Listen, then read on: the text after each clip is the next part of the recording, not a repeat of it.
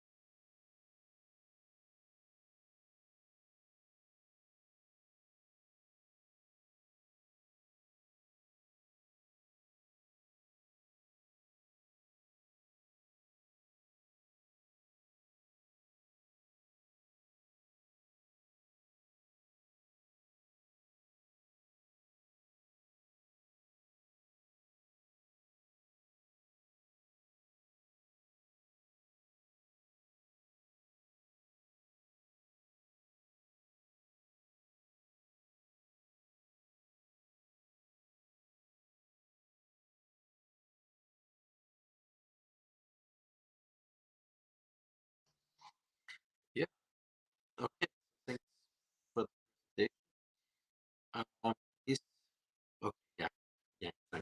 This, okay. Sorry, Franz. Can you repeat? I was not able to hear you very well. Okay. Here, here, Your voice oh, is breaking, no, Franz. no, yeah, this problem. See.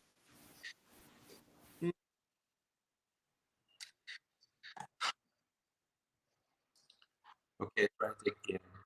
No, your voice lags too much. At least for Yeah, okay. let me.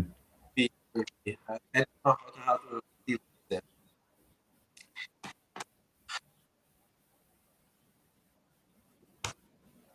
Maybe you can try to log out and enter again and see if Yeah, I will it works do better. it. In the meantime, I can support you. So thank you, Ji Yang, for the nice talk. Are there any questions from the audience?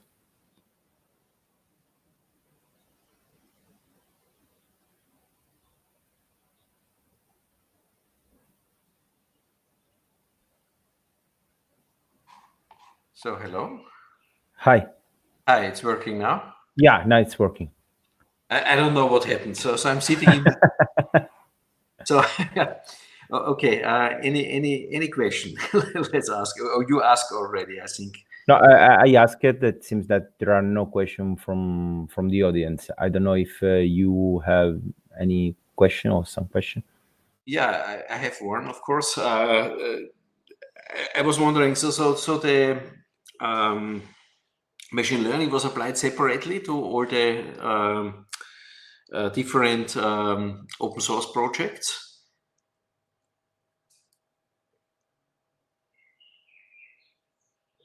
Mm-hmm. Okay. Ji Yang, are you there?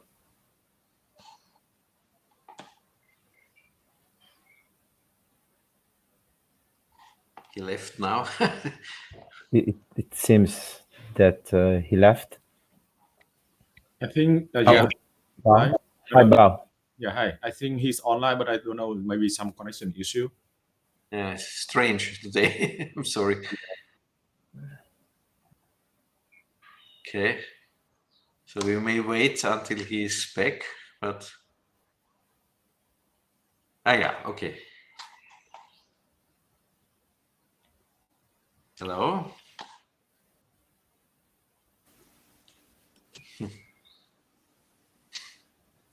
Hello. Hello. Yeah, hello. We can hear you. Okay. Great. One question, one simple at the beginning. So for the machine learning based approach, are you training, let's say, each open source project separately? Yeah, thank you for the question. Yeah, so for each open source project, we create training data and evaluation data separately, and then train the model for each project, and then do evaluation on each project. Yeah. Okay.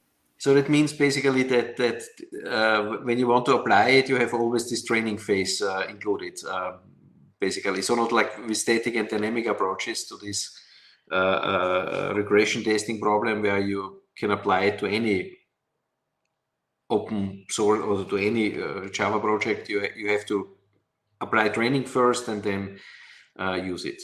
Okay. So our envision is so similar to analysis-based regression test selection tool. Like you first need to do a program analysis on the project and then select tests on a new program version. So our envision is that we select a shard to first train the model and then apply it on the future shards, like future several shards, and if and then maybe we should retrain to update the model. I see. Yeah. And there was another question mentioned by Daniel Elsner. Have you tried cross-project learning, which would be a natural question afterwards? So use one trained project, trained model then for another project. Have you tried that as well? We did not, but yeah, that's a very interesting question. But I do not expect that it will have good performance. But yeah, that's an interesting way to try. Yeah, thank you. Mm-hmm. Okay, so how long is the training taking? Because when you are using that, let's say you have to separate this training phase, then I guess that that can be quite long. Analysis, of course, takes also time, but can you give us some runtime figures on that? Yeah. I think it's based on the data we generated, but the machine model itself is very small. It's very lightweighted. So based on my experience, it just take like 1 or 2 hours with our I only use one GPU, so it's just take 1 or 2 hours. So if we have more computer resources, it will take shorter. Yeah. Okay, Thanks. so that sounds bad. There is another question in the chat. How do you see this evaluation change in a multi-language environment? So when you're Facebook and Google and you have a lot of different programs from different languages? Yeah, I think the evaluation setting will not change because we do not want our model to depend on the language of the project because we do not use any analysis we do not use any features from the analysis tool. We just focus on the semantics information, basically the tokens in the changes and the file. So I think it will not change too much if it is applied to other languages. Yeah. Mm-hmm. Thank you for the question. Can I have a follow-up question? So of course. On that, so yeah, so in the multi-language, so basically the token might change, right? They have different context or something like that because of the nature of language. So would it affect the experiment result? Or just curious. Yeah. I don't think it will affect too much. Since we train the model on different projects, like we train different model on different projects, and maybe the tokens are similar between different language, and also some ML models applied to software engineering have the models are trained on different languages. Like there are large pre-trained models on 8 programming languages, then they train together, and then they apply to different languages. So based on the existing work, I don't think that will affect too much when we apply to multi-language environment. Yeah. Mm-hmm. That's interesting. Thank you. Thank you. Okay.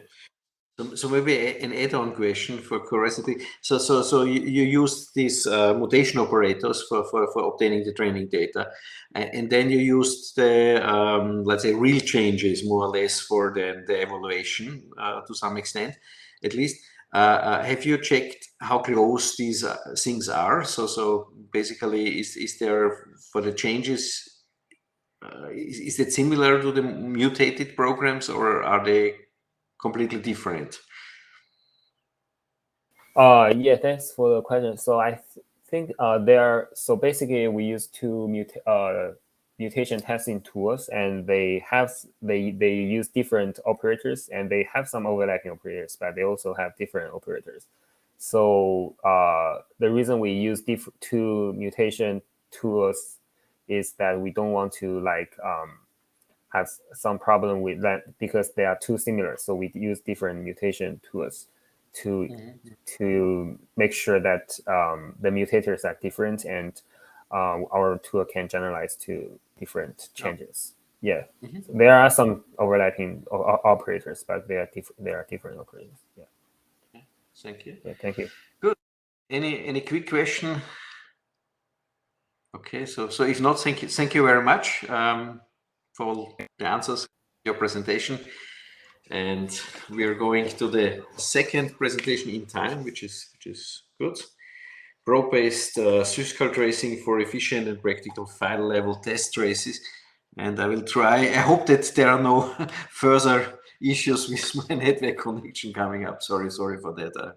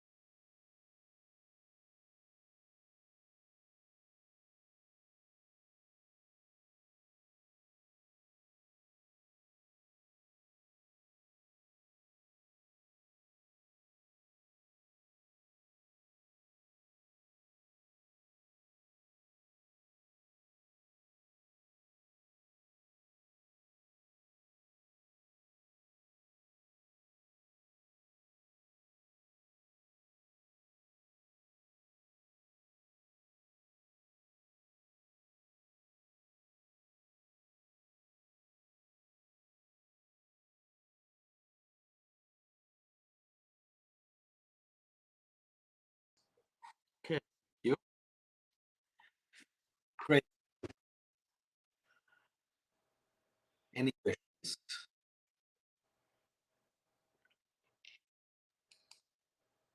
I will close the video. Maybe this is also better here. There was also a question for the give up the I'm sorry. I don't know what I do.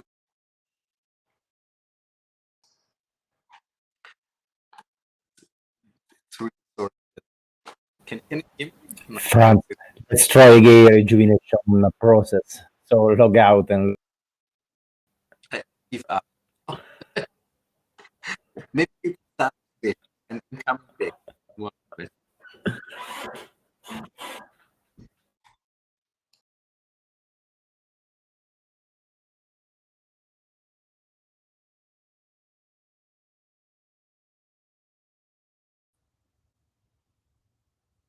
So can I have one question? Okay. Of hello? course, please. Yeah. No, yeah, this approach is very interesting. So my question is, have you like in touch with any like company like, for example, Facebook or Google?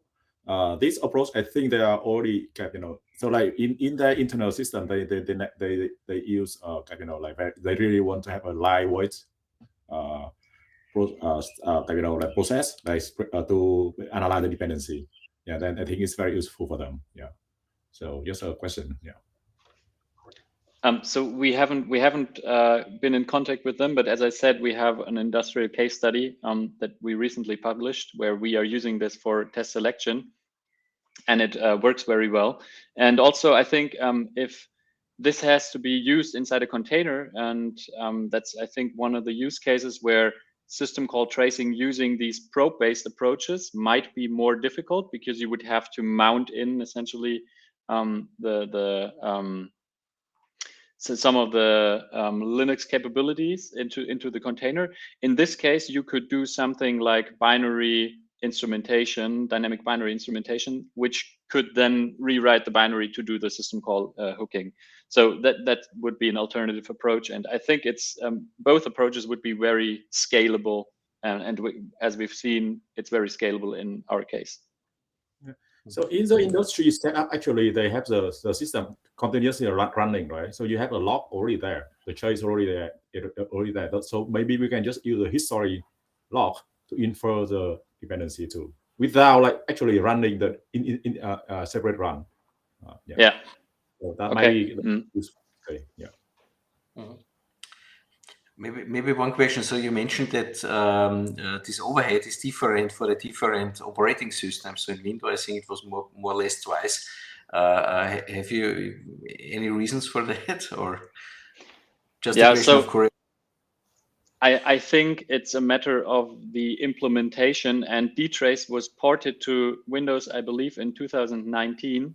So it's a more recent port than the dtrace in macOS, which has been, I think, part of the operating system since late 2010s. So it's more mature, I guess, and probably the implementation is more efficient in this case. I see. Okay. Thank you. Daniel, I have a question. Just a clarification about the table that summarized more or less the survey you made across the process.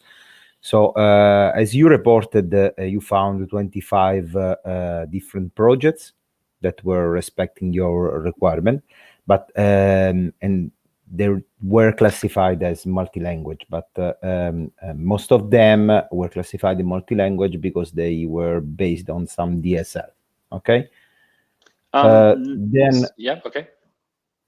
Then about the general purpose language, only I mean, most of the project are focusing on just one general purpose language, and others involve basically two general purpose language, and in one case, three. Right? So the table shows the results, what was accessed during testing. All of the 25 projects have at least two JPLs in their repository. So that was the requirement to even get into the set of 25 projects, to have at least two GPLs from a statical perspective. And then Okay. during runtime, during execution of the JUnit test suite, we used strace to find out what was actually accessed during the execution. And the table shows the results, how many projects were also using additional DSLs or GPLs during testing. So that shows the runtime behavior. But all of the projects had to have at least 2 GPLs inside their source code. And which are these languages? Do you? Yeah. So I can send you the link to the reproduction package. It's also part of the paper, and there's a huge CSV which shows exactly which project was accessing which file extensions, and then you can see, or you can actually get a detailed view on that table and see what was accessed. Okay. So basically, this means that, for example, iPad here that shows 2 GPL in the table means that there are 2 GPL languages that have been exercised during the execution of the test. Correct. So, and you know which they are now, or I can look up the CSV no, if you want. Just to understand, I mean, how diverse are the set of projects, the GPL that have been considered. So out of my so out of my mind, I know that most of them have Java and JavaScript. That's also what we reported for the research question regarding the GPLs, the second GPL. It's mostly JavaScript, but the other ones are either C or C++ and Python, and there was one PHP, I think. Okay. Maybe an add-on question, a quick one. So do you know the percentages of this language? So on average, more or less. Not out of my mind. I would have to check it. But as I said, it's part of the reproduction package. You can also have a look at that. But of course, Java was somehow the underlying constant as you look for Maven projects, I would suspect. Of course. All of them have Java or some JVM language, and then there's the second one that was also accessed. Okay. Okay, yeah, great. So we are running out of time. One quick question we can take. Okay, I hope you still can hear me. If there are no questions, thank you very much, Daniel, for the very nice presentation. I'm sorry for these technical issues, so it's really awful. Nevertheless, we'll go to our third and last presentation for today. Maybe after this presentation, I will again jump out and yeah, maybe that helps. So the last presentation video will be on Nemiana, cross-platform execution migration for debugging.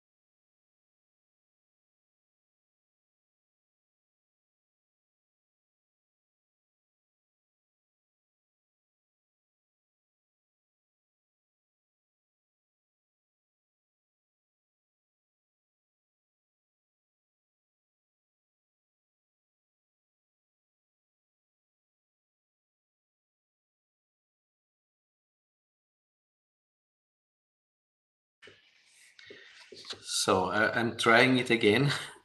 I hope it's now working. Hi. Okay. Hello. Hi. Okay. Hello. Great. Strange. Okay. Any questions from the audience? Maybe first. Okay. So if not, I start. So when I understand correctly, your Yeah. tool is Nemiana is storing these execution steps. Yes.